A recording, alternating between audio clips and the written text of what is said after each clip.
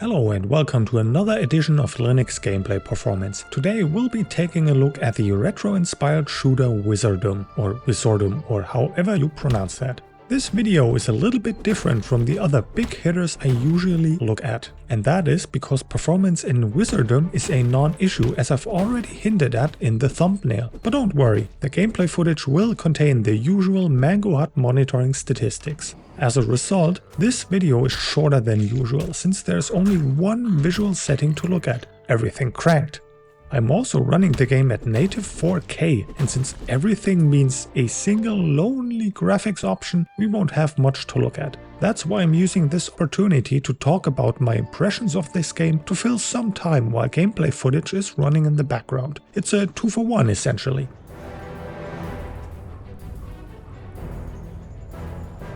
Let's briefly go through the startup process and the graphics menu as always, and then we'll continue from there. Although I added 2 Proton options, none of them had any effect. Steam's Proton doesn't seem to support the native Wayland usage, as Mangohud will show. Proton GE would though, which I've tested with Assassin's Creed Shadows. The other option to enable FSR4 was also useless here. There's simply no upscaling in this game, and not that it's really required anyway. The only real graphics option available, besides the usual settings such as resolution and VSync, is lighting. I'm not sure how it affects the image because I haven't compared screenshots with it turned on or off. I left it enabled, was flabbergasted by the frame rate I was getting, and forgot that this option existed. Besides that, you can set your preferred field of view, modify the amount of camera and weapon shake, and select a couple of screen flashing options. Again, I'm not sure about the exact impact, especially the screen flashing settings, because I haven't tested them. But if you know you're sensitive to things like that, you can disable it. Otherwise, the settings menu is pretty barren. I don't know what I expected, but it definitely made my life easier for this video. If I'd restrained myself to just a bit of gameplay footage and wasn't categorically against YouTube shorts, I could have probably fit everything into a minute worth of video. Let's now jump into the gameplay for some visual entertainment in the background, while I discuss a couple of other things I noticed and my thoughts on the game.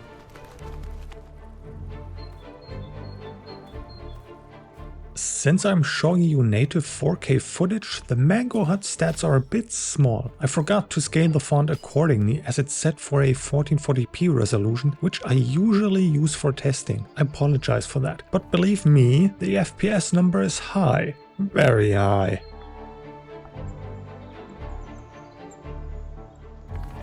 First of all, I found the keybindings quite clunky. The mouse wheel was not supported for changing weapons, which I prefer to use for switching between previous and next weapons. In addition to weapons, which Wizordum considers all sorts of magic and the cleric's mace, you can also cast spells. However, I'm not really sure what the difference is. But ignoring that, there's no room for these additional spells on the numbers row of the keyboard. 1 through 9 are already reserved for the weapons. Using spells will require quite the finger gymnastics when moving around in a battle. I mean, selecting any weapon beyond number 5 or 6 will literally be quite the reach. The game also features consumables that are selected by cycling through the available options with a key press and then consumed with a subsequent key press. Let's put it this way, the key bindings are very controller friendly. Don't get me wrong, this is good. However, it was too much for me on a keyboard, and I suspect that when you progress further through the game, you will play a lot of keyboard twister with your fingers.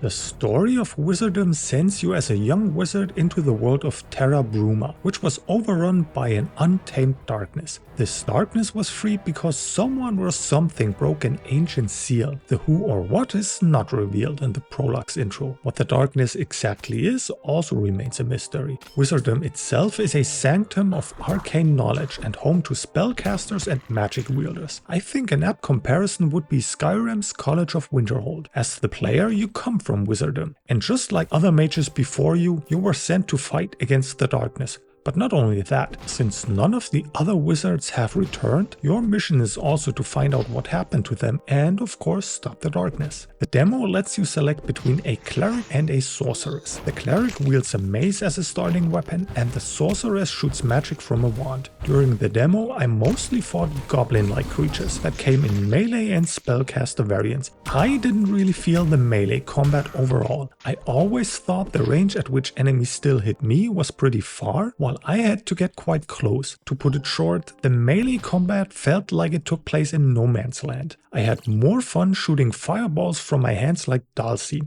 That felt great and was very quick, unlike Dalsim. But then of course you must manage your mana resource, aka ammo. I'm not much of a boomer shooter player, but I think hunting for secrets is just as important as the gameplay. And Wizordum definitely had quite a few secrets and it was pretty engaging to find them. And that's despite me being more of a story-focused gamer.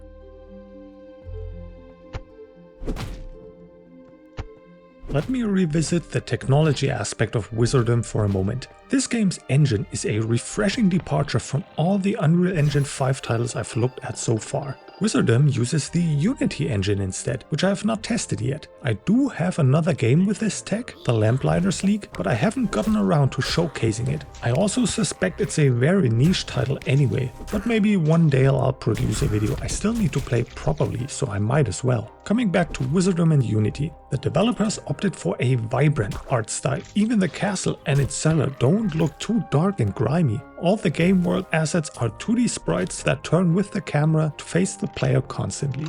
It's very old school and strange, but also charming in its own way. It is unmistakably a retro shooter, and the demo area runs flawlessly between 500 and 800 FPS, depending on the location. Remember, this is at native 4K resolution. This made the controls feel buttery smooth and a joy to use. What I also liked a lot was how the map is integrated into the game. Instead of being a separate screen, it's a literal map that the main character pulls up and holds in front of the camera. The game world is still visible around it. This also means it doesn't stop the game while you check your location.